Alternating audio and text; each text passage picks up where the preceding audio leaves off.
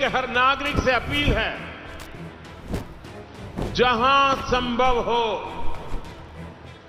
Petrol diesel का उपयोग कम करें। નમસ્કાર મિત્રો, શું તમારા કિસ્સા ઉપર હવે ફરીથી કાતર ચાલવાની છે? શું પેટ્રોલ અને ડીઝલના ભાવ 100 ને પાર કરીને આસમાને પહોંચી જવાના છે?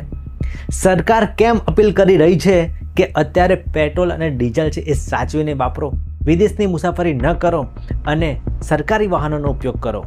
શું મોંઘવારીનો ભયાનક નવો તબક્કો શરૂ થવાનો છે? આટલા મોંઘા ભાવ થઈ ગયા, શાકભાજી તો ખરીદવું મુશ્કેલ થઈ ગયું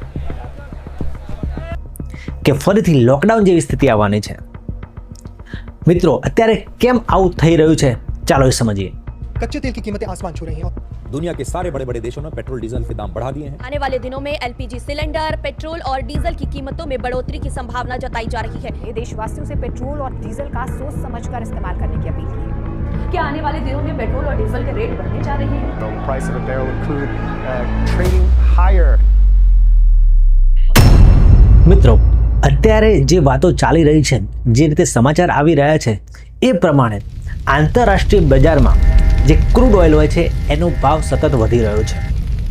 હવે ભારતની અંદર આપણી જે કંપનીઓ છે HPCL, BPCL અને IOC, એમણે હજુ સુધી આ જે ભાવ વધ્યો હતો એને આપણા ભારત દેશમાં લાગુ કર્યો નથી। એટલે કે હજુ સુધી આપણા પેટ્રોલ ડીઝલના ભાવ વધ્યા ન હતા, એના લીધે આ બધી કંપનીઓ લાખો કરોડો રૂપિયાના ખોટમાં છે, બરાબર? હવે આ કંપનીઓ ક્યાં સુધી ખોટમાં રહેશે, ક્યાં સુધી નુકસાન સહન કરશે? હવે સમય આવશે કે આ કંપનીઓ પોતાનું નુકસાન છે એને રિકવર કરવા માટે પેટ્રોલ ડીઝલના ભાવ વધારશે। હમણાં જ આપણા વડાપ્રધાન શ્રી નરેન્દ્ર મોદીએ વાત કરી કે આપણે સરકારી વાહનોનો ઉપયોગ કરવો જોઈએ, પેટ્રોલ ડીઝલનો સૌથી ઓછો ઉપયોગ કરવો જોઈએ, આ ઉપરાંત વર્ક ફ્રોમ હોમ કરવું જોઈએ। મિત્રો, આવી વાત કેમ કરી? વડાપ્રધાન પોતે આવી વાત કરે એટલે આપણે સમજી લેવું જોઈએ કે વૈશ્વિક સ્તરે આ તેલનું સંકટ જેટલું આપણને દેખાઈ રહ્યું છે એના કરતાં વધારે ગંભીર છે।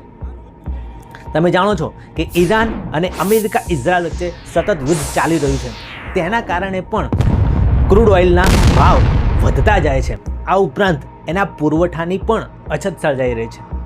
તો શું આપણા દેશમાં તેલ ખતમ થઈ જશે, પૂરું થઈ જશે? તો ના મિત્રો, ગભરાવાની કોઈ જરૂર નથી। અત્યારે ભારત સરકાર પાસે 60 દિવસનું ઓઇલ રિઝર્વ છે, એટલે તેલ છે, અને 45 દિવસનું LPGનો જથ્થો પણ છે, એટલે આપણે ગભરાવાની કોઈ જરૂર છે નહીં। પણ હા, વૈશ્વિક સમસ્યા તો છે જ, એટલા માટે જ વડાપ્રધાને આપણને અપીલ કરી છે। એટલા માટે આપણે જે પેટ્રોલ ડીઝલનો ઉપયોગ છે એ સાવચેતીપૂર્વક કરવો જોઈએ, વગર કામનું બાઇક ગાડી લઈને ફરવા જતું રહેવું જોઈએ નહીં। એટલે દોસ્તો, આ કોઈ સામાન્ય અછત નથી કે થોડા દિવસોમાં પૂરી થઈ જશે, આ એક લાંબા ગાળાની ગંભીર અસર છે। એટલે આપણે પેટ્રોલ ડીઝલની શક્ય હોય એટલો ઓછો ઉપયોગ કરવો જોઈએ। તમે જાણો જ છો કે સામાન્ય રીતે પેટ્રોલ ડીઝલના જે ભાવ વધે છે એના કારણે ત્યારબાદ તમે જુઓ જ છો કે શાકભાજી હોય, ફળ હોય, ફ્રૂટ હોય, બીજી વસ્તુ હોય જે આપણે રોજિંદા જીવનમાં ઉપયોગ કરીએ છીએ એ તમામનો ભાવ વધશે। એને ડોમિનો ઇફેક્ટ કહેવામાં આવે છે। એટલે પેટ્રોલ ડીઝલના ભાવ વધશે તો મોંઘવારી પણ વધશે। એટલે દોસ્તો, સામાન્ય જે માણસ હોય તમારા ને મારા જેવા, એમનું જે બજેટ છે એ ખોરવાઈ જશે અને આપણને બાઇક ગાડી ચલાવવી હવે દિવસે ને દિવસે મોંઘી બનતી જશે અને શક્ય છે કે પેટ્રોલના ભાવ હવે 100 રૂપિયાને પણ પાર કરી જાય। તો મિત્રો, તૈયાર થઈ જાઓ। પેટ્રોલના ભાવ જો 120 થી 150 સુધી પહોંચી જશે તો આપણને ફરીથી સાયકલ ઉપર પાછા આવી જઈશું અને સાયકલ ચલાવવાના દિવસો આવી જશે। એટલે શક્ય હોય ત્યાં સુધી પેટ્રોલ અને ડીઝલની બચત કરો। આ ઉપરાંત હવે દિવસે ને દિવસે ઇલેક્ટ્રિક વ્હીકલ, વીજળીથી ચાલતા વાહનોનો ઉપયોગ પણ આપણે વધારવો જોઈએ। તમે શું કરશો મને કોમેન્ટમાં જણાવો। દોસ્તો, વડાપ્રધાન શ્રી નરેન્દ્ર મોદી આમ તો 3 અપીલ કરી છે। એક, પેટ્રોલ ડીઝલની બચત અને વર્ક ફ્રોમ હોમ, એટલે જે આ વૈશ્વિક બજારમાં, વિશ્વના બજારની અંદર પેટ્રોલ ડીઝલના ભાવ છે, ક્રૂડ ઓઇલના ભાવ છે એ વધતા જાય છે, એના કારણે આપણે પેટ્રોલ ડીઝલની બચત કરવી જોઈએ। પરિવહન માટે એટલે એક જગ્યાએથી બીજી જગ્યાએ જવું હોય તો સરકારી વાહનોને બસોનો ઉપયોગ કરવો જોઈએ। અને આપણે એક ગાડીની અંદર 1 કે 2 માણસ જતા હોય એની જગ્યાએ વધારે 4-5 માણસો બેસીને જવું જોઈએ, તો એટલું છે પેટ્રોલ ડીઝલની બચત થશે. આ ઉપરાંત એમણે એમ પણ વાત કરી છે કે વર્ક ફ્રોમ હોમ કરો, એટલે ઘરેથી રહીને કામ કરો. જ્યાં સુધી તમે બહાર જશો તો પછી વ્હીકલ લેવું જ પડશે, એટલે વ્હીકલ ના લેવું પડે એટલા માટે ઘરેથી કામ કરતા હોય તો એ ઘરેથી કામ કરો, બહાર જવાનું ટાળો. દોસ્તો, બીજી સલાહ આપી કે સોનું ન ખરીદો. અત્યારે તમે જુઓ છો કે સોનાના ભાવ તો એટલા બધા વધી ગયા છે કે આમે આપણી પાસે હવે એટલી તાકાત રહી નથી કે આપણે સોનું દિવસે ને દિવસે ખરીદી શકીએ. આ ઉપરાંત દોસ્તો, જે સોનું આપણે ખરીદીએ છીએ એનાથી શું થાય છે કે સોનું આપણે ખરીદીએ એટલે સોનું ખરીદવાથી જે ભારત દેશ છે એના ડોલર વિદેશમાં જાય છે, એટલે આપણું જે હુંડિયામણ છે, જે પૈસા છે એ વિદેશની અંદર ડોલરમાં બહાર જાય છે. એનાથી આપણો જે રૂપિયો છે એ તમે જાણો જ છો કે એકદમ નીચલા સ્તરે આવી ગયો છે. $1ની કિંમત 95 રૂપિયાને પાર કરી ગઈ છે. એટલા માટે જો સોનાની બચત કરવામાં આવે, એટલે સોનું વધારે ખરીદવામાં ના આવે, તો આપણો ડોલર છે એ બહાર નહીં જાય, એટલે ભારતનો રૂપિયો વધારે મજબૂત બનશે. એટલા માટે આપણને સોનું ન ખરીદવાની સલાહ આપવામાં આવી છે. તો દોસ્તો, લગ્ન પ્રસંગે અને તહેવારોમાં તમે શું કરશો એ પણ મને કોમેન્ટમાં જણાવો કે સોનું ખરીદશો કે નહીં. આ ઉપરાંત દોસ્તો, ત્રીજી સલાહ આપી છે વિદેશ યાત્રા ટાળો, એટલે વિદેશની અંદર ફરવા જવાનું રહેવા દો.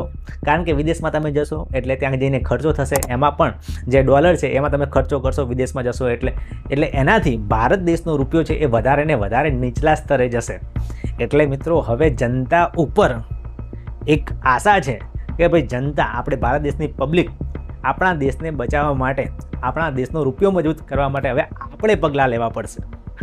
તો મિત્રો, પેટ્રોલ ડીઝલના ભાવ હવે આસમાને પહોંચવાના છે. તૈયાર થઈ જાઓ, પેટ્રોલ ડીઝલનો ઓછો ઉપયોગ કરો, બહાર જવાનું ટાળો, વિદેશમાં જવાનું ટાળો અને સોનાની ખરીદી ઓછી કરો.